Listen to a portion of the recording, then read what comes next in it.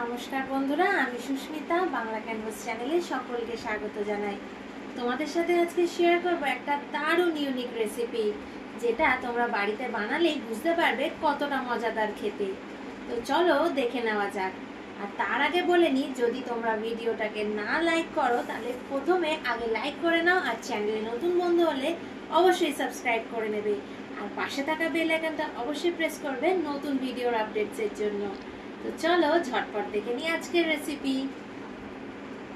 নিরামিষ পনিরের এই রেসিপিটা যদি একবার বানিয়ে খান, তাহলে আমি কথা দিচ্ছি বারবার আপনার ইচ্ছা করবে এই রেসিপিটা বানিয়ে খেতে।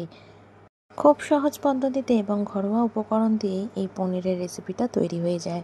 আর তার জন্যই প্রথমে আমি এখানে পনিরটাকে ছোট ছোট টুকরো করে কেটে নিয়েছি, আর কড়াইতে সামান্য রিফাইন তেল দিয়ে পনিরগুলোকে আমি হালকা করে ভেজে তুলে নিয়েছি। পনিরগুলোকে বেশি ভাজবেন না, তাহলে কিন্তু হার্ড হয়ে যাবে। শক্ত হয়ে গেলে কিন্তু পনিরের টেস্টটা ভালো পাওয়া যায় না। এবার এখানে আমি কেটে নিয়েছি কিছু আলু আর পটল। এখানে একদম ছোট ছোট টুকরো করে আলু পটল কেটে নিয়েছি, সেগুলোকে আমি ভেজে নিচ্ছি। আলু পটলটা কিছুক্ষণ ভাজা হয়ে গেলে এর মধ্যে আমি দিয়ে দেব ছোট ছোট টুকরো করে কেটে নেওয়া গাজর।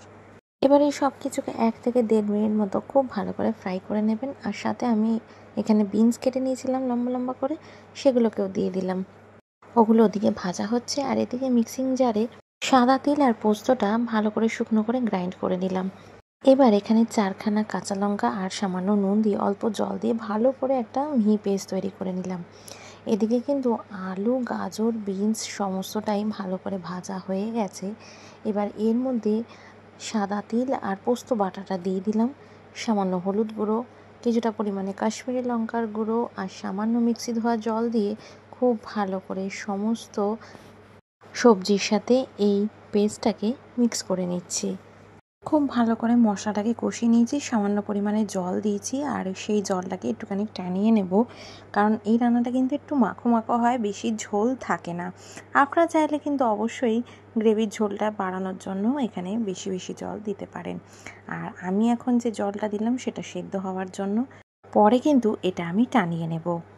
এখানে কিছুটা পরিমাণে নুন দিয়ে দিলাম, নুন দিয়ে একটু নাড়িয়ে চাড়িয়ে এবার ভেজে নেওয়া পনিরগুলো এর মধ্যে অ্যাড করে দিলাম। পনিরটা দিয়ে কিন্তু বেশি নাড়াচাড়া করবেন না, তাহলে কিন্তু পনিরগুলো ভেঙে যেতে পারে। আর দিয়ে দিলাম এর উপর দিয়ে কুচিয়ে নেওয়া ক্যাপসিকাম দিয়ে এবার ভালো করে এইভাবে মিক্স করে নিচ্ছি।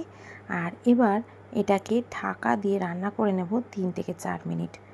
3 থেকে 4 মিনিট ঢাকা খুলে এবার ভালো করে নাড়িয়ে চাড়িয়ে দিলাম। আর দেখছেনই অনেকটা জল টেনে নিয়েছে। আর সামান্য পরিমাণে চিনিটা দিয়ে আবারও 2 মিনিট স্ট্যান্ডিং টাইমে রেখে এবার এটাকে একটা প্লেটে সার্ভ করছি। দেখতেই পাচ্ছেন ঝোলটা কিন্তু একদম টানিয়ে নিয়েছি, আর এটা একটু টানা টানা হয়। রুটি, লুচি, পরোটার সাথে বেশি ভালো লাগে খেতে, ভাতের সাথেও কিন্তু বেশ ভালো লাগবে। ভিডিওটা আজকের কেমন লাগলো অবশ্যই কিন্তু লাইক, শেয়ার অ্যান্ড সাবস্ক্রাইব করে জানাতে ভুলবেন না। কমেন্টসে জানাবেন কেমন হয়েছে।